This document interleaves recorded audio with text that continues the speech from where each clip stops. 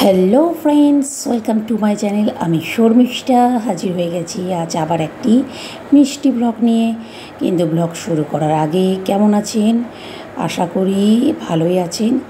গরম তো প্রচণ্ড পড়েছে, কিন্তু তবুও চাইবো সবাই যেন খুব খুব খুব ভালো থাকে, সুস্থ থাকে।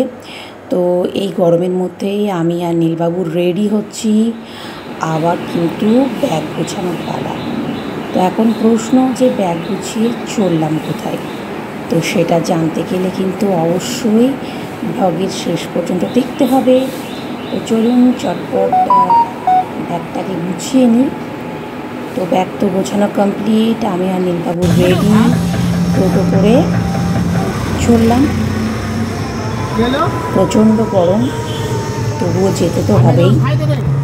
কোথায় কী করতে যাচ্ছি সেটাই কিন্তু আপনাদের সাথে শেয়ার করব।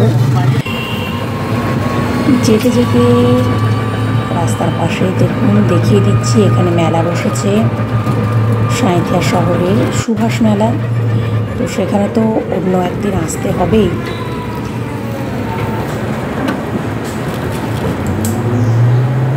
গরম হলেও কিন্তু রাস্তাতে রীতিমতো লোকজন রয়েছে, কারণ কাজের তাগিদে মানুষজনকে তো বেরোতেই হবে। আর আমরাও চললাম, নীলবাবু আমি বেশ মজা করতে করতে, গল্প করতে করতে চললাম, আর তার সঙ্গে ভিডিও কিন্তু চলছে।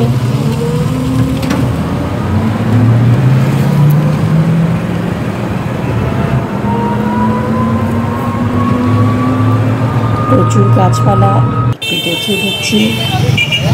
এদিকে ষষ্ঠী স্পেশাল কাকুল, জাম, খেজুর সব কিছু বিক্রি হচ্ছে।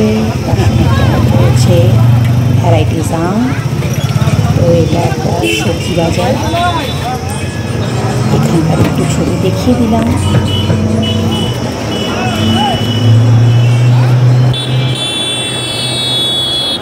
প্রচণ্ড গরম, হাঁসফাঁস করতে করতে দেখলাম একটু ঠান্ডা পানীয় অবশ্যই দরকার। তো নীলবাবু এখন খেতে ব্যস্ত, আর আমিও সেই ফাঁকে একটু লিমকা খেয়ে নিই।